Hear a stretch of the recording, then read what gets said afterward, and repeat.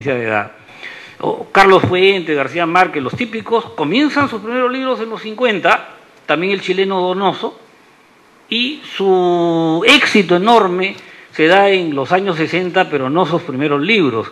Entonces, algo parecido sería el post-boom, los primeros del post-boom, gente como Manuel Puig, ¿no?, o Bryce, publicarían a finales de los 60 sus primeros libros, y vendría la consagración en la medida que avanzan los 70, ¿no? Entonces habría un poco para tratar de situarnos aquí. Yo no siento muy asible el término post-boom, es bien difícil, porque ¿cuándo acaba el post-boom?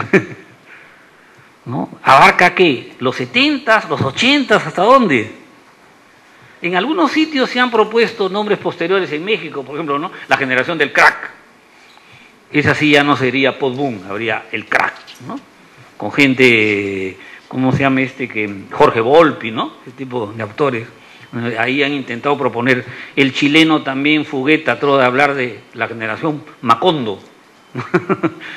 ¿O no? Trataron de proponer ya entre 80, 90, pero todavía es una zona, creo que falta un estudio académico, ¿no? No, Antonio, que es mi amigo de la Universidad Católica de San Marcos, somos de la misma camada, Antonio González. Somos demasiado juntos, compartimos, hemos ingresado juntos. Bueno, la cuestión es que aproximadamente entonces tendríamos que boom sería los 60 y acabaría a comienzos de los 70. El post-boom comienza a montarse hacia el final, ¿no? Ahora, aplicado a la narrativa peruana, a ver, tratemos de un poder de síntesis. En sentido estricto, otra vuelta primero en sentido estricto, el único narrador peruano que encarna el boom es Vargas Llosa. Y no solo a nivel peruano, es uno de los más claros, ¿no?, que encarna, casi está desde el comienzo mismo, con La ciudad de los perros, y sigue, ¿no? Acaban de elegir La fiesta del chivo, la mejor novela española del siglo XXI, porque es español, ¿no es cierto? Española de allá.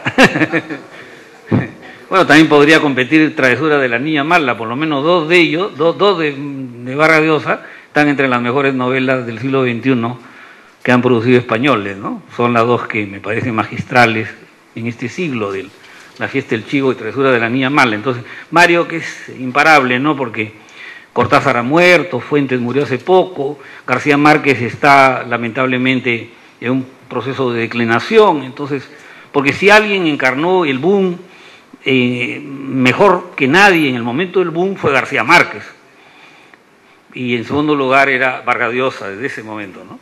Bueno, la cuestión, ¿por qué me refiero? Porque, por ejemplo, comparemos, Julio Ramón Ribeiro tiene todos los méritos para que se lo ponga entre uno de los grandes escritores, pero no vivió el boom,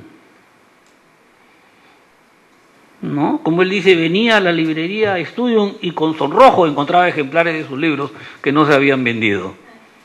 O sea, Ribeiro no es un autor que vivió el fenómeno del boom. Recién comienza a ser más o menos difundido cuando Milla Batres apostó por él el 73, o sea, está acabando el boom, y reunió en 2 tomos La palabra del mudo, y dijo que era uno de los mejores cuentistas hispanoamericanos, y eso permitió, poco a poco comenzó a leérselo en el colegio, ¿no?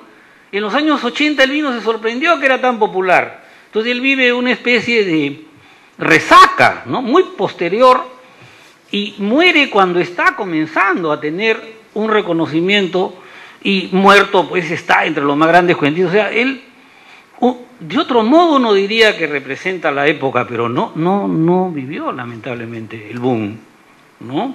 Bueno, la relación han visto el otro gran escritor, que es Arguedas, un escritor mayor, ¿no?, que es de la generación de Cortázar,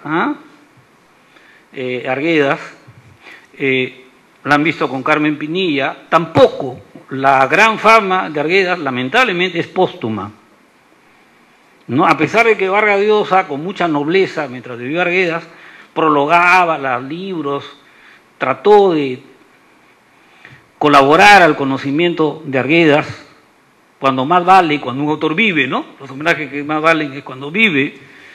Fue muy noble Vargas Llosa y Arguedas lo reconoce. La verdad es que Arguedas no llegó a vivir el boom, ni mucho menos, al contrario, tiene una relación áspera en El Zorro Arriba y la mala experiencia, lamentablemente, con Cortázar, ¿no? Que después Cortázar pidió disculpas, aclaró, no sabía la situación de depresión que vivía Arguedas, lamentó, ¿no? A veces se olvida uno que Cortázar aclaró después, ¿no? Bueno, la cuestión es que nos ponemos a pensar qué autores, ¿no? Aparte de Vargas Llosa, ¿qué autores son del boom? ¿No? Vargas Llosa es de los menores de la generación del 50. En este momento están homenajeando a Osvaldo Reynoso, amigo en la Casa de la Literatura. No vivió el boom tampoco, al contrario, se llevó pésimo con los críticos del boom. ¿No? Va a pasar a eso, ¿no? Le están dando homenaje ahorita a Reynoso, le están dando la condecoración de la Casa de la Literatura, en este momento. Hoy día, ahorita. Ahorita le dan la distinción que da la Casa de la Literatura a Reynoso. Y Reynoso, José Miguel Oviedo y compañía lo descalificaron, al revés, lo expectoraron del boom, ¿no? Entonces, tú dices, ahora el otro, es que ese es del 50. Edgardo Rivera Martínez, otro gran escritor peruano, casi debutó junto con Vargas Llosa, casi me refiero, porque ahora se tenía Los Jefes. Pero el primer libro de Edgardo Rivera Martínez apareció hace 50 años, el 63. El unicornio. O sea, por las fechas debería ser el boom. Pero no existió. ¿No? Los críticos nos hemos dado cuenta que existe Rivera Martínez en los años 70. Y la fama le llega después de Ángel de Ocongate, que es del 81, y sobre todo después de País de Jauja. Entonces, ¿qué no? Si te ponemos en sentido estricto, el único autor peruano que vivió los fastos del boom y los vivió a lo grande es Mario Vargas Llosa, ¿no es cierto? ¿No? Porque lo que podríamos hacer es decir que otros escritores peruanos eran de ese marco, pero aclarando que en sentido estricto no vivieron el fenómeno del boom. ¿Ya? Soy claro, pero podríamos utilizar el boom para hablar de la generación del 50 y de autores que aparecen en los años 60, por ejemplo, Eduardo González Viaña, el grupo Trilce. González Viaña es de los primeros que se hace conocido. Curioso, los más importantes del grupo Trilce han madurado tarde. Para mí el más importante es Juan Murillo Ganosa. Varias de las mejores novelas de los últimos 15 años son de Juan Murillo Ganosa. ¿Ya? Pero no es tan conocido, ¿te das cuenta? ¿No? Me miran, quizá quién será, ¿no? De grupo Trilce. Jorge Díaz Herrera, son gente que aparece a comienzos de los 60, son del marco del boom, son del marco del boom, ¿no? Uno se pone a pensar, había estos escritores, ¿no?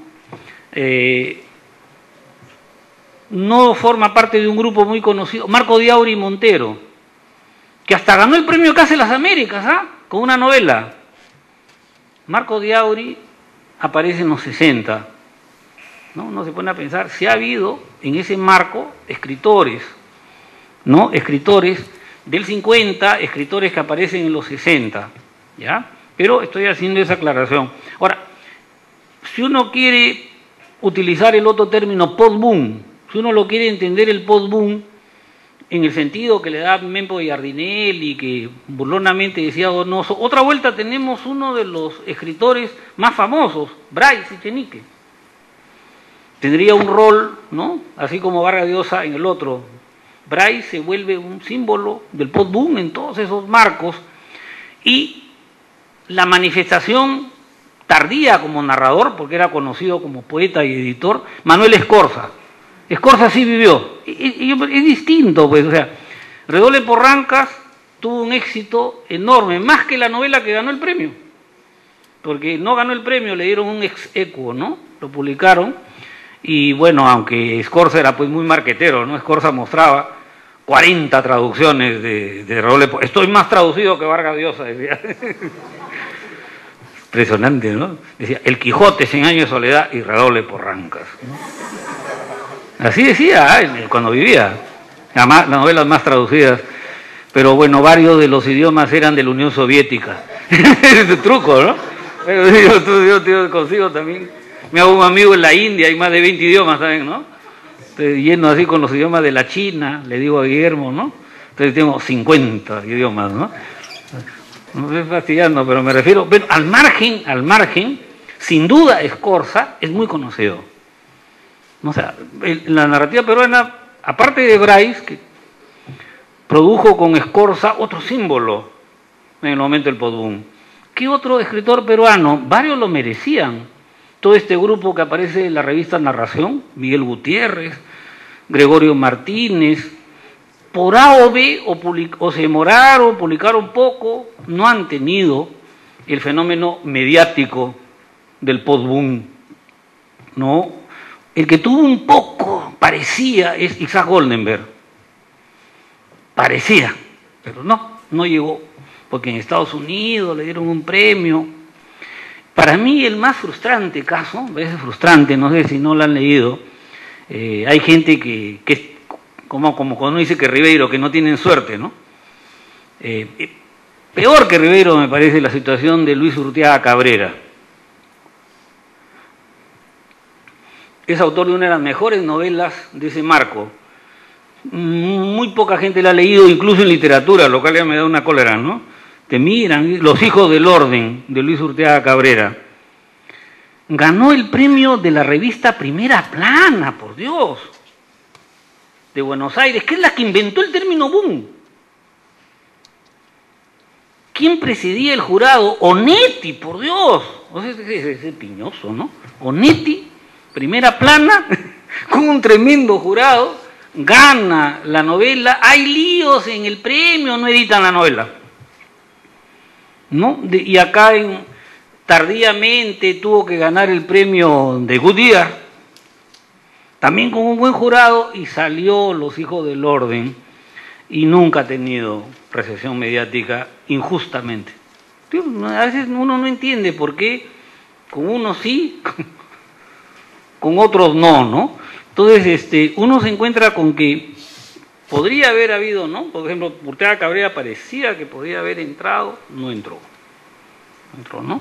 Entonces, si uno se pone estricto, muy pocos narradores peruanos en el momento han alcanzado el fenómeno de premios, traducciones, difusiones, que los busca toda la prensa, que es un acontecimiento que aparezcan, ¿no? Entonces, pero al margen de esto, que quizá es lo que llamaba la atención en su tiempo, la narrativa peruana es muy rica, ¿no? Tanto en la generación del 50, como en los procesos del 60, como en ese fenómeno que coincide con la época del gobierno militar, desde el 68 Velasco, todos los 70, es muy rica la narrativa peruana. Por eso me permito crear un marco de este tipo. Bueno, ¿qué podría invitar? Hay tanto que decir, Carlos, no sé qué decir, cómo sintetizarlo. Bueno, de un lado, yo creo que un fenómeno, porque es un fenómeno como Mario Vargas Llosa, que está además en su periodo menos discutido por la crítica, ¿no? Que publica La ciudad de los perros, La casa verde, Los cachorros y Conversación en la catedral. Incluso la gente que le tiene antipatía por lo que sea, ¿no? Admite la maestría del joven Vargas Llosa, que entre los 25 y los 33 años avasalló, ¿no? Tiene 33 años cuando aparece Conversación en la catedral. Entonces, ese fenómeno que es Vargas Llosa, un virtuoso de la narrativa, el que más claro habla de la novela total, que también hablan otros, pero él es el típico de que los demonios, que su vocación flaubertiana, que su técnica faulkneriana, ¿no? Entonces, Vargas Llosa es un fenómeno, y además muy precoz. Y sin duda la escritura de Vargas Llosa ha influido no solo en la narrativa peruana, ha encontrado una forma propia